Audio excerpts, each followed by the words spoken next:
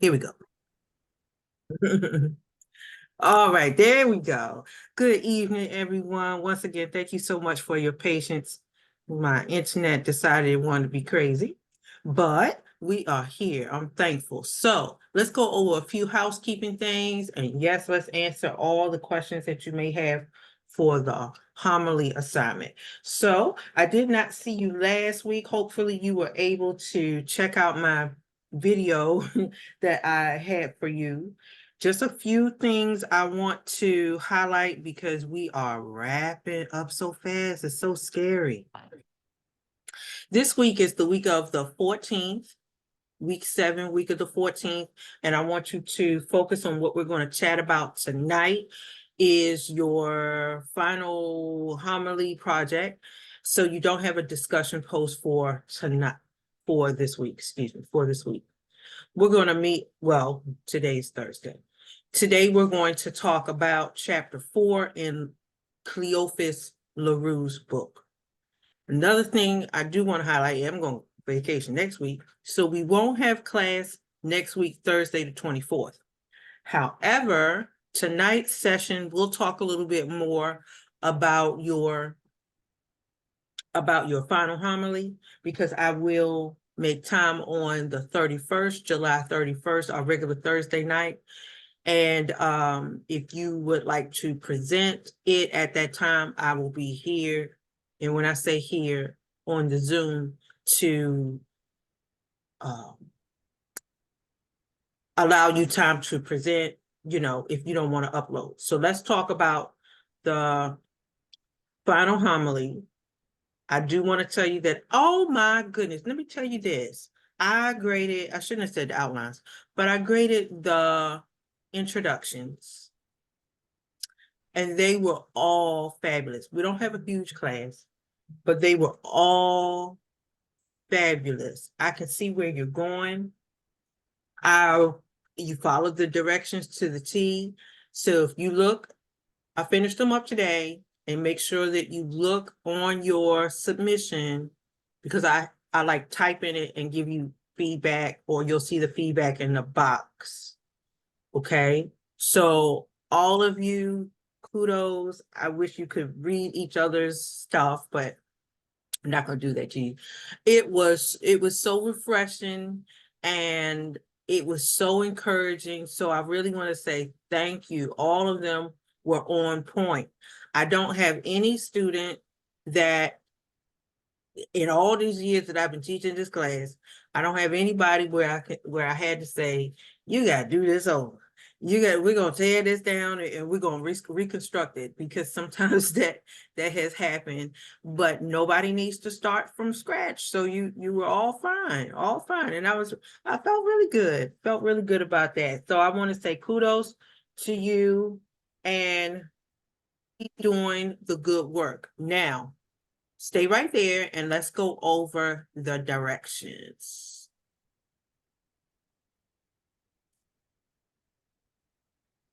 Yes, and once again, I was really encouraged by your introduction, so I want to hear more. All right, so last week in the video, I talked about the homily, and I've been saying the word sermon, but I am really wrong for saying that, because it's more so a homily. It's not a sermon, because you're not a preacher. So the homily is a 7-minute homily. Okay, and I do want you to begin to time and practice yourself, because one of the things that we're going to talk about tonight, the heart of Black preaching is addressing the audience, but you also want to make sure that you're taking care of them, that you're not going too far off on your timing and all of that good stuff. So 7 minutes is a really good time for you to just simply encourage us. Remember, once again, I know I said it over and over and over again, but I want to remind you and put you at ease.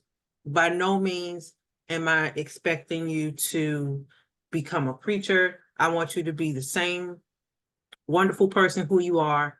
You are simply sharing a message of encouragement or exhortation, just like you would encourage a friend, a cousin, a coworker. You are going to do it that way. for this assignment, okay? So in this homily, remember to simply be yourself. We're doing it in 3 phases, okay? 3 phases. So you get 3 overall grades. So you got a grade for the introduction, that's already done. And today we're going to talk about the outline. This is phase 2. And the wrap up of everything, right?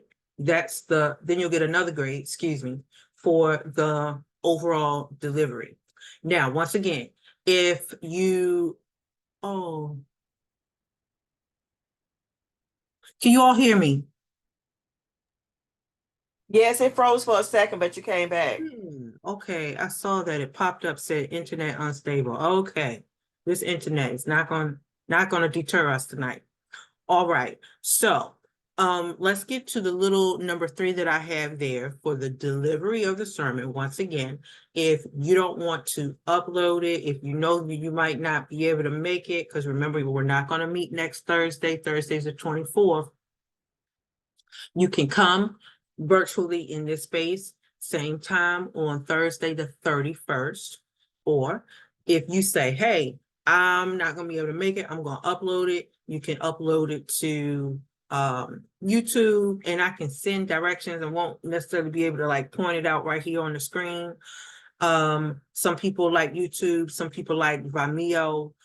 You can do something like that. And if you don't want to, it's okay. You're going to come and be with me on the 31st. Okay. Let's start here. Guess what? Everybody, I think pretty much all of you took different points, different verses of Psalm 23. I see somebody has verses 1 through 3. Somebody else has verse 4. Somebody else has verse 6. And so it was really cool. I think I saw. Okay. Okay, she back now. What is happening? Okay. This thing, it just blew me out. Okay, let's do this again because now my thing is gone. Okay, all right. For those who are watching, looks like we're still recording. Sorry about that. I'm not sure what you heard me say before, but I was saying it was really cool how some of you were coming from the first verse. Some people are coming from the 4th verse. I saw someone else is coming from the 6th verse. And so if we're able to hear all of them together on the 31st, that would be great. If not, I know some people are working. It's totally fine. But I just thought that was so cool how nobody picked the same verses. Okay. All right. So last week you worked on the sermon introduction. And I gave you a little checklist, and I have to say, everybody went right for it. You went for that checklist and you did exactly what I had for you. Now, for the outline. Okay, let's talk about the outline. And actually, let me just keep on scrolling. Now, this is a template. This is a template, so you can vary around from this a little bit. Okay, so in your outline, you're going to give your homily a name. Some of you, I can kind of see the name or the title already kind of coming up. Somebody's talking about God is with us. Somebody else is talking about the last verse. Oh, comfort something. Oh, it's going to be good. I don't want to give it away, but I can see the titles of your homilies kind of coming into fruition already. So I want you to give it a title. Your scripture text is already there. So it's Psalm 23, whatever your verses are. Some people have Psalm 23, verse 1 through 3. Somebody has Psalm 23, verse 4. I think somebody else has Psalm 23, verse 6, okay, or whatever. Okay, your introduction is already done. So you see where I have right here, introduction, see the directions, but, oh, I can't highlight, yeah. So what you would do right there is just cut and paste your introduction that you did last week. Okay, that makes sense? So you're gonna put your introduction that you did last week right here. Okay. Next piece, we call kind of almost like a propositional statement, or kind of like that transitional statement that's gonna lead us in. And I'm trying to remember, I think it's Dayru's. And she said she used 2 C's. Is it comfort? Oh, she's gonna get me. But some of your central idea statements I could remember, but I could see it pop out. So when you have that statement, maybe she said, God is our comfort and confidant. I'm making up something, okay? That's your central idea. Okay, and usually it was that thing, it was that sentence that was the last sentence in your intro. Okay. All right. So if you said, I'm gonna make up something. God is, your first point might have been God is, Teresa, do you remember what one of your points was, or Cheryl? One of my points on the okay, let me see. What did I say? Oh, something about um um being certain in times of uncertainty. Sure did. Okay. I meant to make this a different color.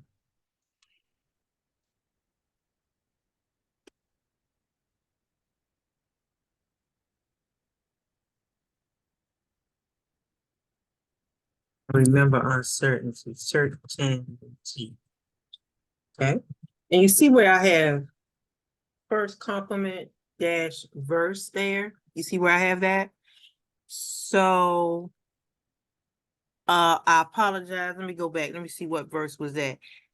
You had, I think I You had did verse 1 through 3. you did. So I'm just gonna make up something, y'all, for in essence of time. Maybe this comes from verse 3. Okay. God is with us in times of uncertainty. I can check that in just 1 second. All right. And then if she needs an additional sub complement, okay.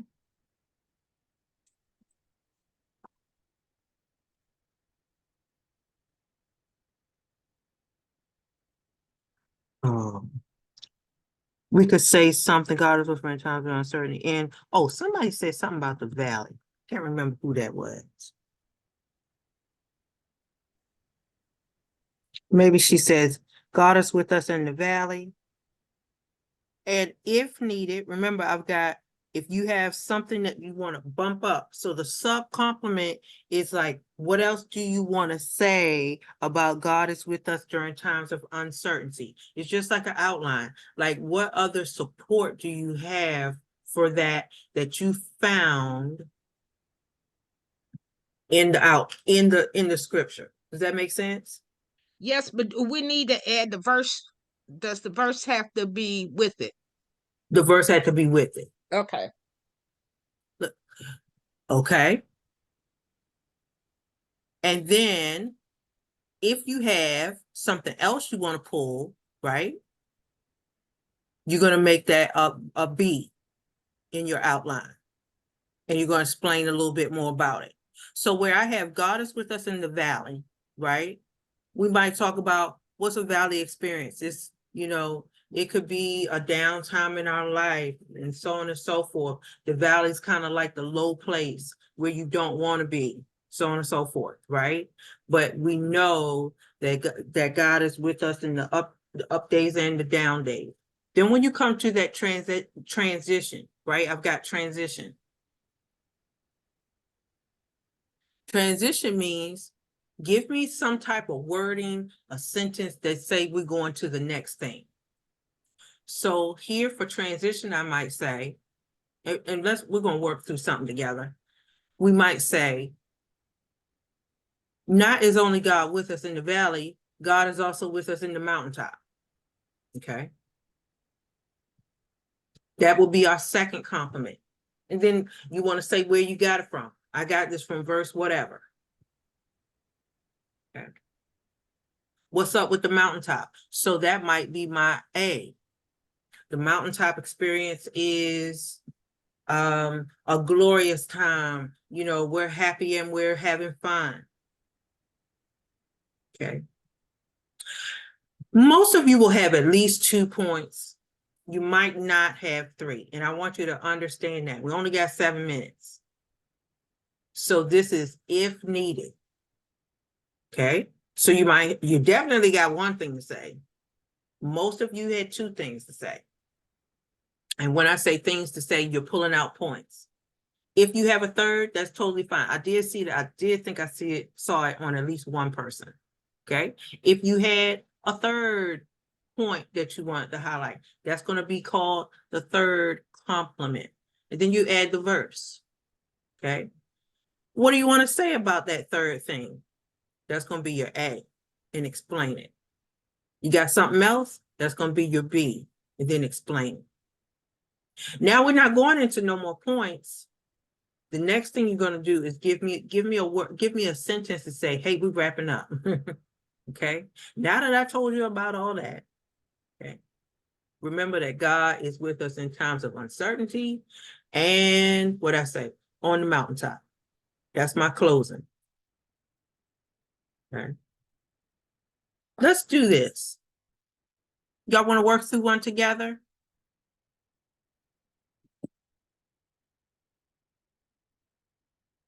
Yeah, okay, you want to work through one together? Yes, I had to unmute myself. Okay, Yes, no that's problem. fine. I've Yeah. actually completed mine, so if you want to pull up mine, it's fine. All I right did now. see yours. I did see yours. I don't want to pull it up on the screen because we're going to record this. That Oh, okay? okay. Okay. Yes, So, that's Okay. fine. Let me ask a question. So when we present, are we presenting what we just did from or are we presenting or are we elaborating? What are we doing? you're representing the whole thing. So you're putting it together. So you have your introduction. Yeah. And in this outline, your outline is your body and your conclusion. So just think of like a speech. Okay, so what I'm saying is, so we are presenting actually from our outline. Is that Yes. correct? Okay, Right. okay. Uh-huh. Both of them combined. So your introduction and your outline should come straight into your whole sermon. I'll put Okay, Right. I got it because my mind, I see one thing and then my mind goes someplace else. And I'm like, I didn't put that in there, and this is going to be longer than 7 minutes. So that's why I'm trying to be clear and concise on what it is. There you go. That's right, because that's the reason why we're doing the outline. So the outline kind of helps you see, ooh, this is a lot, or, oh, I don't have enough. Okay, hold on 1 second. I'm gonna bring this up here. Let's work through one tonight. I'm gonna do Psalm 27. It's gonna come up on the screen.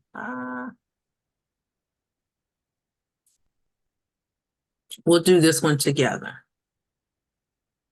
And then I'm gonna type on the other screen. I wish I could type on this screen. All right, so in essence of our exercise, Psalm 27 is pretty long. Look at that.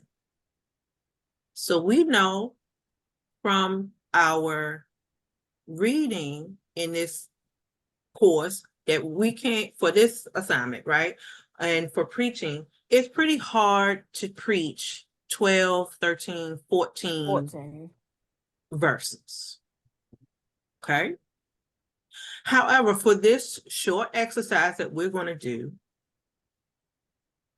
let's take 13 and 14.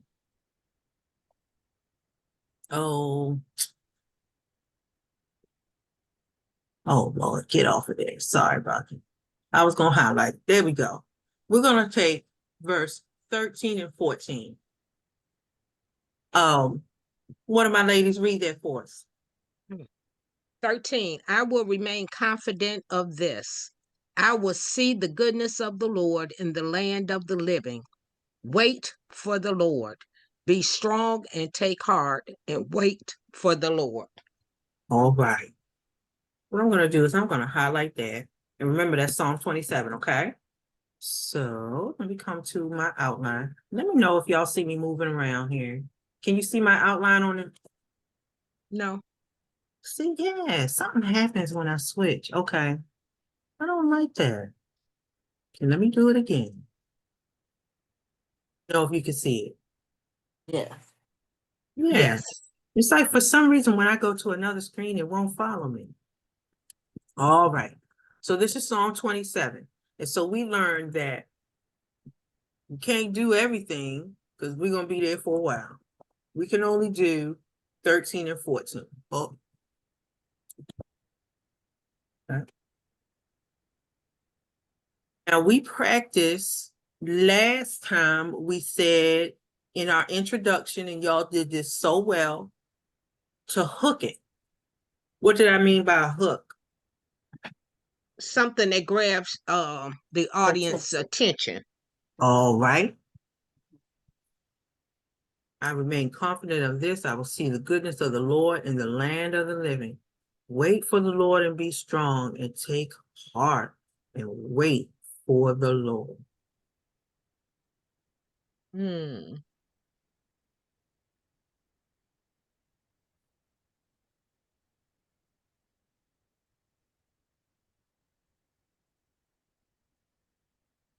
Hmm. Okay, you waiting on the Lord. So that has to do with timing. So you can say, wait on it, or in due time. Remain confident in due time. Oh, what are you doing in the meantime? In the meantime, In the meantime. so let's pull them in. Let's pull them in with a question. Okay. How's your timing? How's your timing? No. Or can we say how's your waiting? How do you wait? Okay, how do you wait?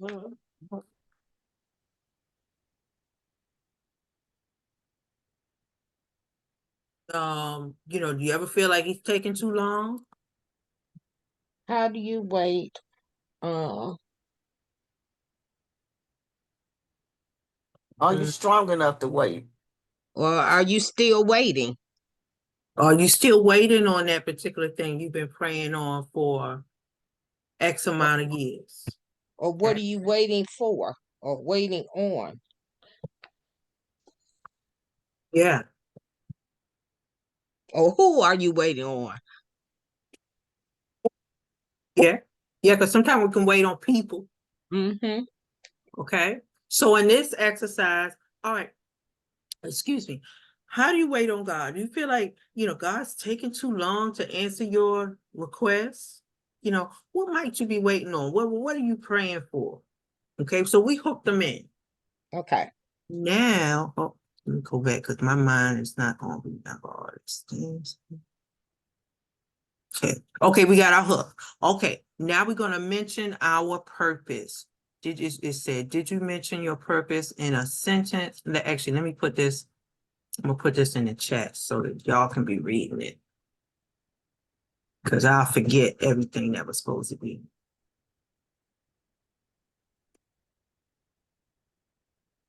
Can you see the chat? I just put the directions for the introduction in the chat. That's what I did. Okay, I see that. Okay, I'm coming back to the screen. Okay. Okay, did you mention your purpose? Tell you My what. second point is purpose. So we gotta mention the purpose. We did the hook. Okay, start off with a question. We did that. Did you mention your purpose in a sentence? Tell what you want to accomplish with this message. And Uh, the purpose will be, the purpose of the message will say, you know, we ask these questions. How are you waiting? The purpose of it is to tell you what to do while you waiting. mm-hmm. Are you remaining confident? This is how to remain confident. What is our purpose? To tell you how to remain or how to patiently wait. How to patiently wait. I tried to paraphrase what y'all was saying, so I said the purpose of my message is to help you be confident, patiently wait, you know, while waiting on God. Yeah. All right. I know we're doing this fast. Okay. The third point in the intro said, did you relate the topic to the audience? Why are we concerned about this? You got to give them verse. You got to give them Bible. You see what I'm saying? You got to relate it from the Bible to their real situation. All right. So Psalm 27. Psalm 27, what we say? 13 and 14. Us to be confident in And I will God. wait. Mhm. God, and I will wait.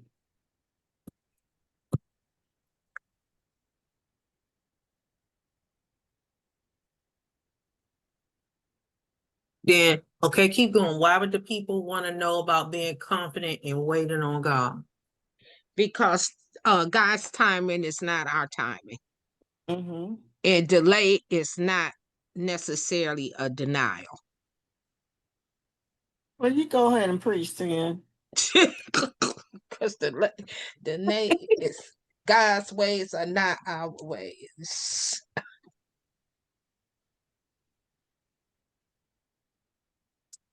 Okay, Psalm 23, 13 through 14 reminds us to be confident in God in our waiting. God's timing is not like ours. That's right. Uh-huh. And then what we say? Today I want to, what's my fourth point? Section.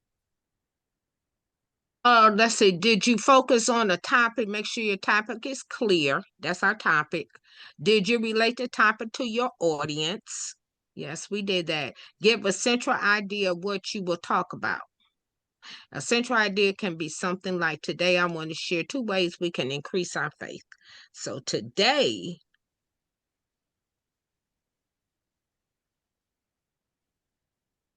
okay, so today I want to share 2 ways to wait. It's a 2 ways to help us in our waiting.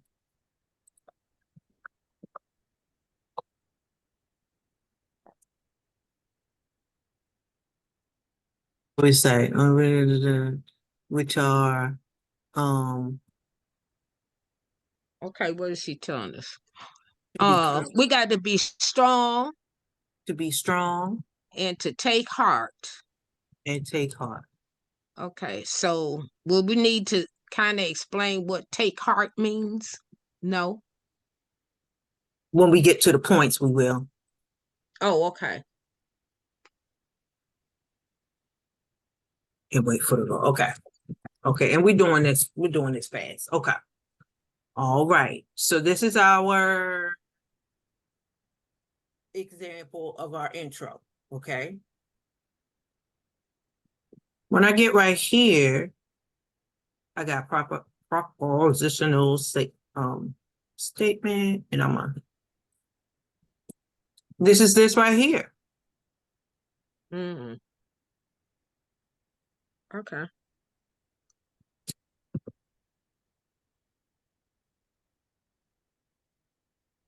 To be strong and take heart. What's this verse? 14? Yes. All right. And we say, 14b. Take, oh, excuse me. So our first piece is be strong.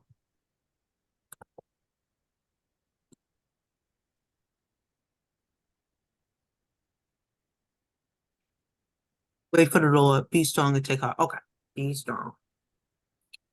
Our second piece comes from verse, the second part of it, 14b. Also, and we say take heart.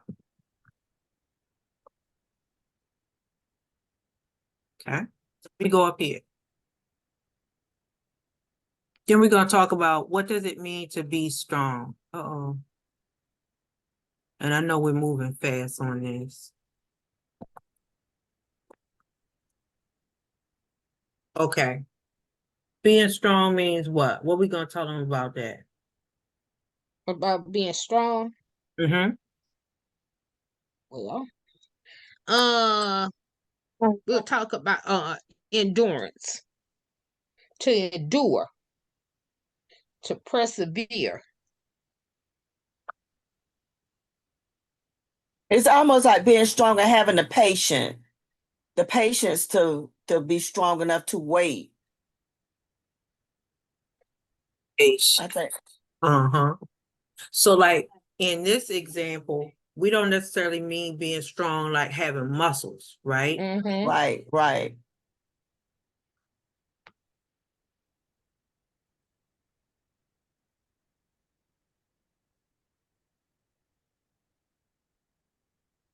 It doesn't mean having muscles or you're a weightlifter.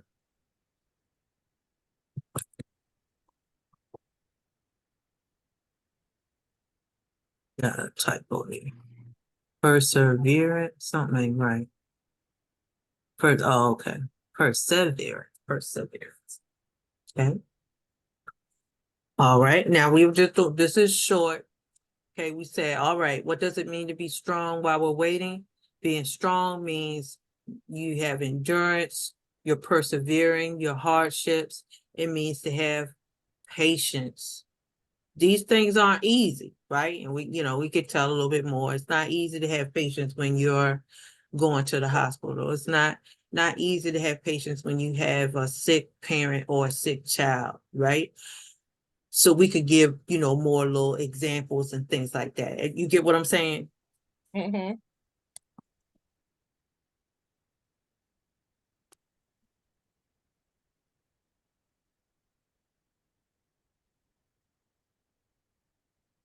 Right? Because that helps us too, because somebody is listening to you say, oh, you telling me to be strong?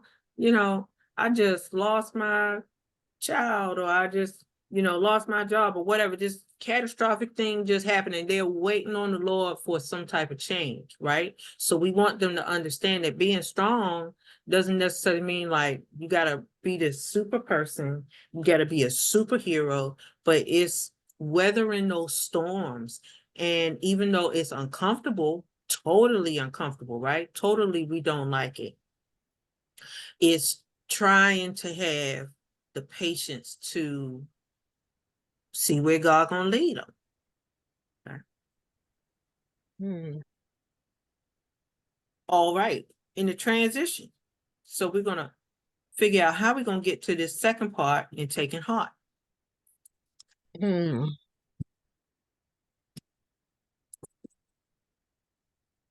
So we could say we need a transition here. So we Okay. say it doesn't mean having muscles or lifting weights. But use a but. No, don't use a but. No but. We want to transition. So a transitional statement like, all right, we've talked about having strength or being strong. I guess that's the word. Now let's move to our heart. Or now, Or can we say something like, not only do we need endurance or perseverance, or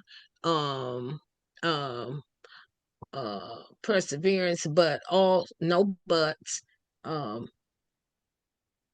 Oh, keep going. Now we need to add to that, or we can add to that.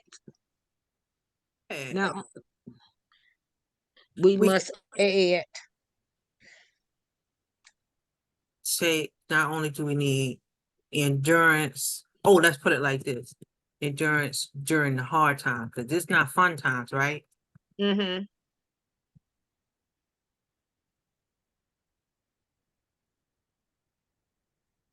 Also need to take heart. Uh-oh, I got take heart. And that will need explaining, because people be like, take heart. You want me to take my heart out and like take it to heart, like take it for real.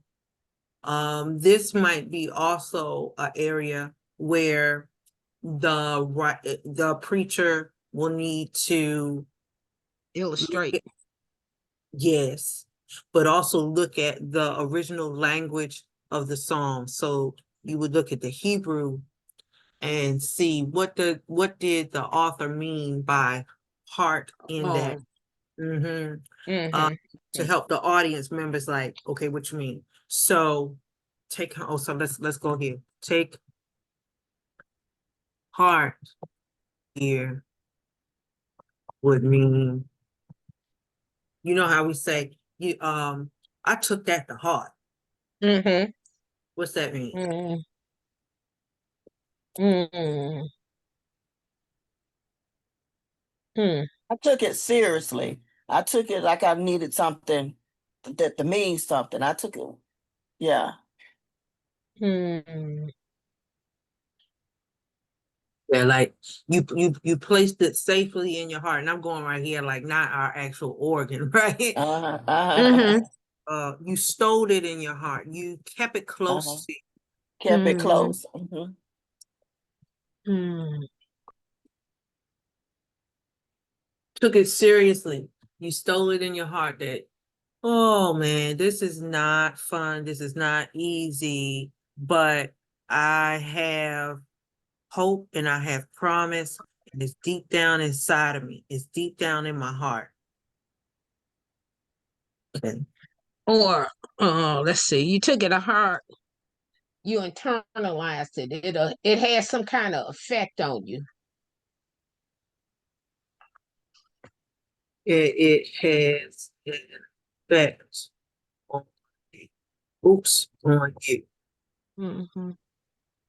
And that's a good point. Because you said it has an effect on you. If we don't take things in, like I'm just drinking water, right? If Mm-hmm. if I don't drink the water, it's not gonna clean me out. But Mm-hmm. right, but I gotta get it internally inside of me so that I can clean my kidneys out or whatever, right? Internalize. That's good. So you took the words of the Lord and you internalized it. You took it to heart, meaning that, okay, I take this seriously. It doesn't mean it's going to be easy. Doesn't mean I'm not going to cry. Right. Mm-hmm. Because in reality, a lot of people can speak and ask God for something. They're just speaking it out of their mouth because out of thinking that they could just say it. You see what I'm saying? Not Say, really feeling it and really needing him from the inside. They just speaking it from right now and what their situation is and really not serious about what it is that they're really asking him for. I've seen that so much. I really have. Or When that's a somebody people good can point. trying. say something, like they can say, I swear to God, and knowing Mm-hmm. they lying. Mm-hmm. I don't Or do that. Don't and do and a, that. a Yeah. lot of times people try to bargain with God too when they find themselves in a mess. If you get me Yes, out of this, I promise I'm gonna do yes, so and so, so and so, so. Especially where somebody get locked up and they get in trouble and their mama can't help them. They always Can't help it. And sometimes they come through like, I turned my life over. I wasn't going back yeah. that way no more. And Uh-huh. sometimes it's like, some oh, of yeah. yeah, very good. So this brings us to, does this help you here? This It brings us to does. the transition to the conclusion. Now I'm going to use 2 points for this. but this brings us to the conclusion. And then we would say something like, all right, y'all, excuse me, that's what I get for drinking that water. We would say, I told you, not I told you, but to reiterate, yeah, that sounds kind of mean. Let's reiterate, we So begin to process. So we gotta go back to. yeah, we could say, all right, y'all, we learn how to, what I say, we learn how to wait by, Will we wait patiently? Oh, learn how to wait. How do you wait? Who are you waiting for? Patiently. How to patiently wait? Is that what we said? Oh, difficult seasons of life. Okay. so we said, what do we say? We're gonna wait by being strong? Because recap. Oh, excuse me. Excuse me. Review of main compliments. And I'm just writing real shorthand, okay? Wait by being strong and taking and take heart in God's word. Word. Okay, and I'm just being short. Okay. And this is where we can give something to the audience and say, you know, application of truth. If you do these things, so if they do these things, if they take heart what God said and they take it seriously, and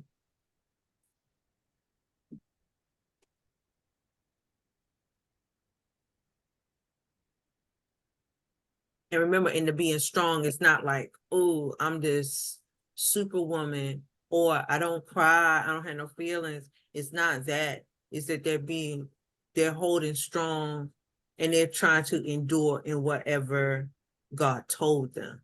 So if you do these things by exercising your faith in God, because faith is like a muscle. Yes. Muscle. Good.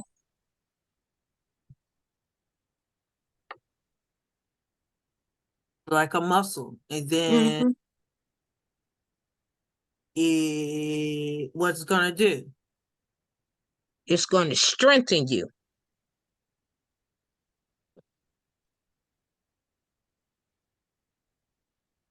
It will not only strengthen your faith, but it will also strengthen your heart. And your confidence. Because we got to talk about confidence, and now we've had confidence somewhere. Yeah, we have confidence in there. Verse 13.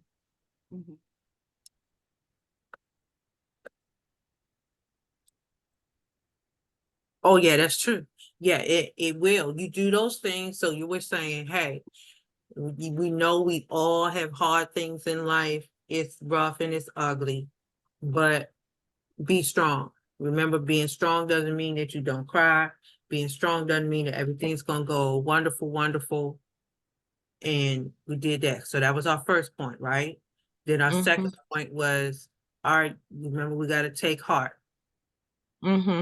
Take heart. What does that mean? Well, it means that you take it seriously. You take what the scriptures say, what the Lord has told you, and you internalize it. I like that. And you say it has an effect on you. It could bring you hope. That effect can bring you hope. It could change your thinking. And we're just making like little sentences here, but I'm just trying to be quick in terms of time. So heart is a muscle as well. It sure is. Sure is. That's why we want to get that exercise going, right? And then we transition again to the conclusion. All right, y'all, we learned how to wait in the difficult seasons of life. Now we're going to signal. Now we're going to wrap up. Okay, so remember we said we wait by being strong and taking heart in God's word. If you do these things by exercising your faith in God. I got something messed up right there. Okay. Remember, our faith is like a muscle. It will strengthen you, or these steps will strengthen you eventually on your journey. It will strengthen your confidence in the Lord or something like that. And remember, we could probably hit something in here. We say, I'll see the goodness of the Lord in the land of the living. Well, Mhm. if you wait, you're going to see it. Did that help you? I know I was moving fast. It does. I guess I need to go back and try the massage, man.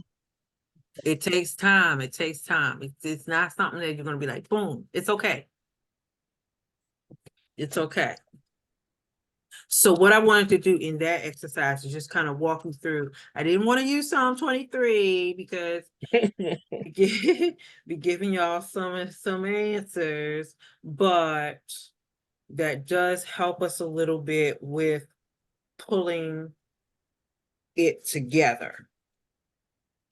Now, I know I've spent quite a bit of time on that, but I do want to, I'm glad I did it, but I do want to highlight a few things from chapter 4. I will not hang on this too long, but I do want to highlight a few things from chapter 4 in Cleophas LaRue's book. I have a paperback book, so I want to hang real quick on page 114 and 115. And y'all just hang with me. I'm not gonna hang on here too long. I love LaRue's book. If you're able to read more of it, read the rest of it, because remember, we're learning that preaching is a process and there are so many different components to it. But what LaRue says is that there are certain basic dynamics to an African-American sermon. Well, every African-American preacher do the same thing? Not necessarily, but there are definite dynamics that are going to be seen across the board. There are 3 dynamics that he lifts up on page 114. And he says, the first one is an understanding of what Blacks believe about the power and sovereign God and how that belief has traditionally informed their sacred story. Okay. That was number 1. So what LaRue believes is that the Black community, which everybody is not the same, but there are some common threads on how Blacks or African Americans believe that the sovereign God has kind of moved throughout, saving them and moving them along the way. The second thing that LaRue talks about is an awareness of and sensitivity to the history and culture of Black life. So I always find it interesting and refreshing when Black preachers are able to tie in something from Black history, right? And it's always a teaching moment, or even if that history was 5 years ago, even if we're talking about I don't know, Ferguson, or we're talking about, I don't know, y'all. What was the thing a couple years ago when they got the folding chair? They got the folding chair, and I think that What's that in Louisiana? What's that? The boat? I think it was Alabama. What's it, Alabama? No. Well, it was somewhere with water. Maybe it was Yeah, Alabama. it was the boat, and somebody asked somebody to move their little personal putt boat, and they got into the scuffle, and the cap flew off, and the chair came up, That's it, and the y'all. young brother jumped in the water that came to the rescue, and To talk about, you see how we just connected on that, and the folding chair is everything. Well, we never look at a folding chair the the same same. after that. Honey, they Right. were flying off the racks at Walmart. All Mm-hmm. you couldn't get a folding chair, you couldn't order a folding chair. And so now, yeah, even though we laugh about it, we know, it was a crazy situation, right? But I use all that to say the history and the culture of Black America.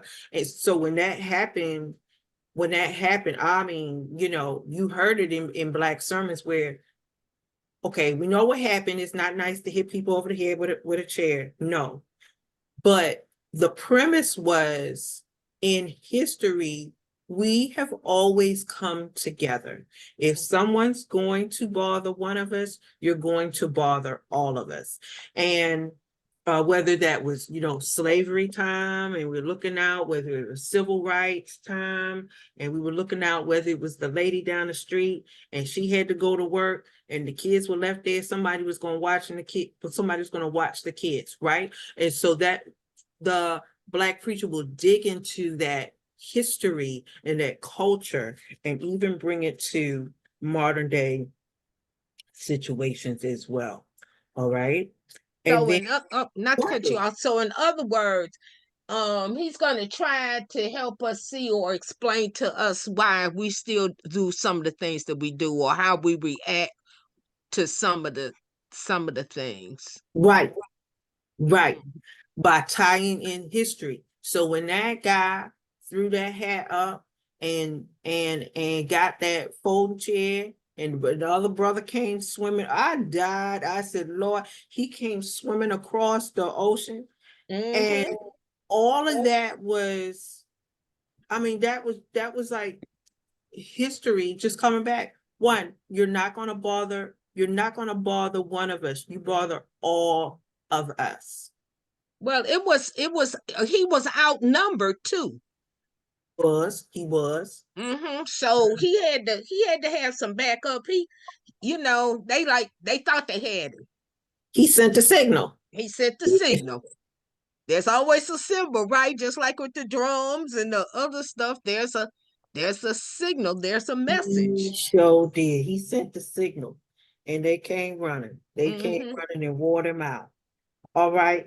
And then the third thing that LaRue says on page 114, he sees that there's an insightful competence in describing and addressing the many and varied life situations that Blacks experience. So and I think we said this before, every congregation is not going to be the same. And it is going to be the responsibility of the preacher to kind of look out and see who I got. Yes, some people are struggling with this. Some people are struggling with that. Some people aren't struggling with this. Some people aren't struggling with that. And to know that every Black church is not going to be the same. Okay? Because they're going to be some educated folks there. They're going to be folks who will have a different type of education. Okay. All right, I want to go here. Cleophas LaRue highlights about 4 areas, and he talks about the power and the sovereign God.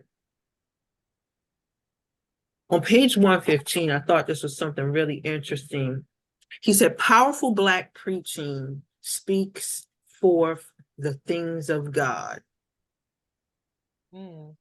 Powerful Black preaching is going to speak forth the things of God. So you're going to hear the Black preacher speak forth that God can do anything. What is the anything that God can do? God can save us. God can redeem us. God, going back to that example about the water, the boat.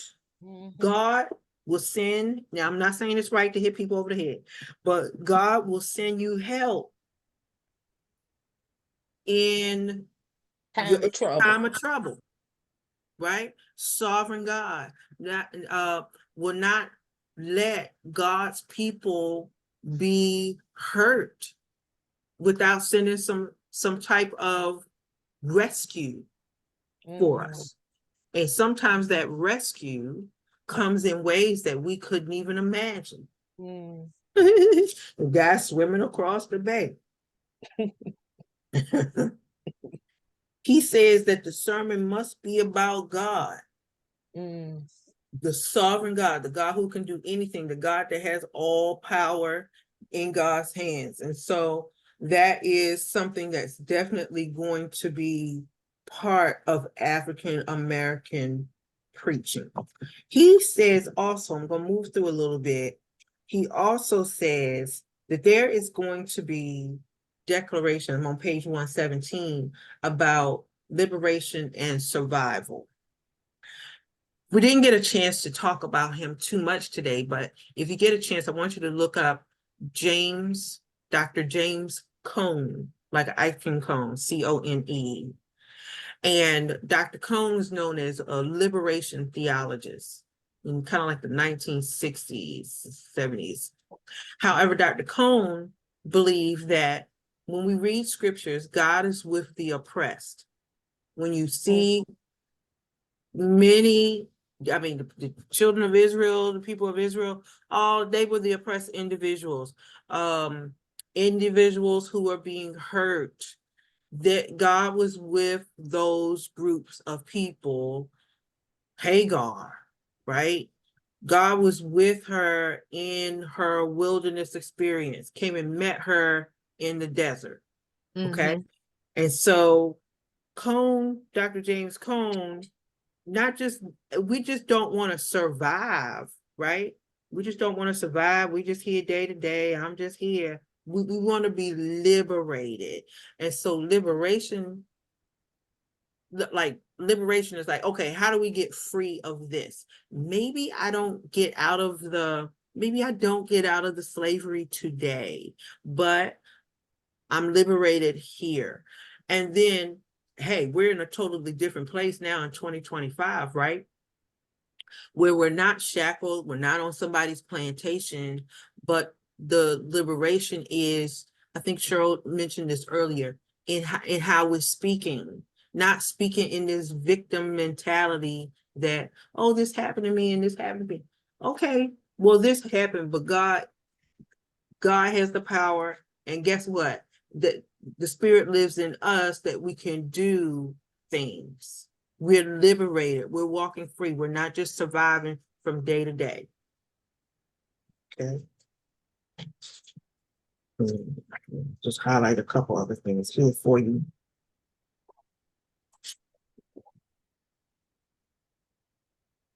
Sure, I got everything I want to hit for you tonight. Yeah, okay. I talked about marginalization in a socio-cultural context. So when we mean marginalization, I want you to think of that word like at the margins, right? So Black preaching will address marginalized communities. We would be considered a marginalized community. Those pushed away, right? You're not like us, so we want you to get over here. Women, those with disabilities, different sexual orientations, things like that. Those will be marginalized groups. And African American preaching is going to esteem the marginalized group during the preaching event. That makes sense? Mhm. So that you're not going to hear in other folks preaching. You're going to hear that in Black preaching to tell you how awesome you are and how beautiful your skin is and how your experience was not for naught, that your experience is not just, oh, it's me and I'm a victim. No, but the Black preaching will take that marginalized experience and help the congregants see that this is a part of me, and I don't have to feel that I am less than, and God loves me, and I have a purpose. Mm. That's what you're not going to hear in the other people. So Black preaching is going to up. We've always done it, right? But it's going to uplift us because we've been out here, and I know you can't see my hands. We've been in during the week and in society. We've been pushed away on the job. We've been pushed away in the neighborhood. I'll just tell you this real quick and I'm gonna leave.